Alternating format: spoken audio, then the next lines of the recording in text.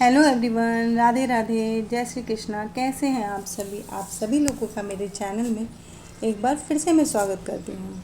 दोस्तों, आज मैं बहुत ही इम्पॉर्टेंट टॉपिक पे आप लोगों से बात करने जा रही हूँ कि हमको जो हम महिलाएं होती हैं वो सब लोग सोचती हैं कि हमारे पास कुछ सेविंग्स होनी चाहिए और हम घर खर्च कैसे बचाएं, क्योंकि कुछ हम महिलाओं के द्वारा ही जो बचत होती है वही बचत असली होती है।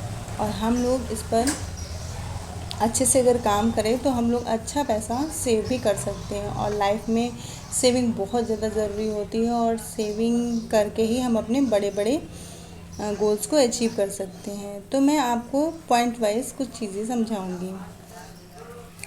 सबसे पहले आपको क्या करना है कि अगर आप सेविंग करना चाहते हैं तो आपको बहुत ही समझदारी से काम लेना है। आपको सोचना है कि मुझे पैसे सेव करना है और उसके लिए जो भी ज़रूरी कदम होंगे मैं उसे अपनी लाइफ में ज़रूर शामिल करूँगी।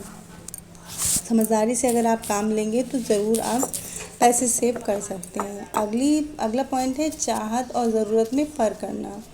तो दोस्तों, एक चीज़ ऐसी होती है कि मतलब हमको उस चीज़ की चाहत होती है और कुछ चीज़ें हमारे लिए ज़रूरी होती हैं, तो हमको इसमें फ़र्क करना ज़रूरी समझ में आना चाहिए कि अगर हमको जो हमारी चीज़ की ज़रूरत है उनको तो हम नहीं रोक सकते, ज़रूरत की चीज़ों को तो नहीं रोक सकते हैं, लेकिन जो हम अपने शौक़ से चीज़ें ख़रीदना चाहते हैं, जो हमारे पास एक्स्ट्रा होने के बाद भी हम सोचते हैं कि ये चीज़ मेरे पास होना चाहिए, तो उस खर्चे को हमको रोकना है जिससे हम पैसे सेव कर सकते हैं। अगला पॉइंट है एक एक रुपए का हिसाब रखना चाहिए। हम लोगों को मतलब अपने जीवन में एक एक पैसे का, एक एक रुपए का हिसाब रखना चाहिए कि आज मैंने कितना रुपया खर्च किया।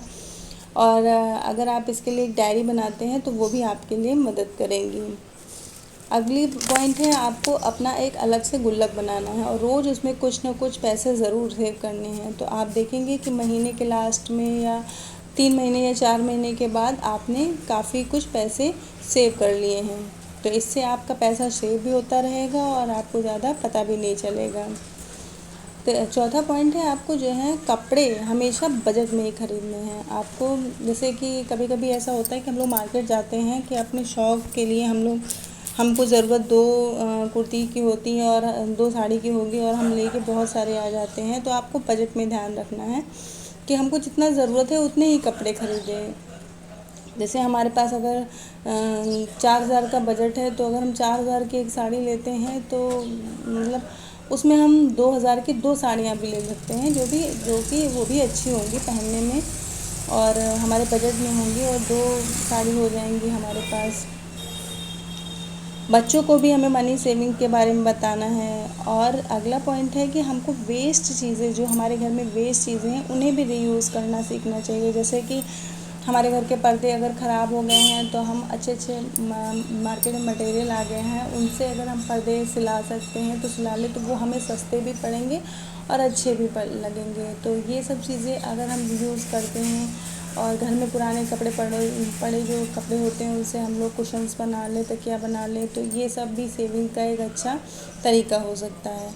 और आपको क्या करना है, सबसे लास्ट पॉइंट ये है कि आज से ही आपको एक गोल लिखना है जो हर महीने कि मुझे इतना पैसा सेव करना है, चाहे कुछ भी हो जाए मुझे इतना पैसा तो बचाना ही है। और अपनी जो भी आपको घर खर्च के लिए पैसे मिलते हैं उसमें कुछ परसेंट आपको ऐसे अपने पास रख लेना है जैसे कि वो आपके पास हो ही, चाहे जितनी ज़रूरत हो जाए तो आपको उसको निकालना नहीं है। तो आप देखेंगे साल के लास्ट में आपने एक अच्छी सेविंग कर ली है, तो उससे आप अपने घर खर्च से पैसे कुछ सेव भी कर लेंगे और आपको ज़्यादा उसका पता भी नहीं चलेगा। और आप देखेंगे कि ये चीज़ें अगर आप अपने जीवन में कर लेते हैं तो आप साल के लास्ट में या 4 महीने में 6 महीने में कुछ पैसा ज़रूर अपने पास सेव कर लेंगे जो आप अपने लिए यूज़ कर सकते हैं।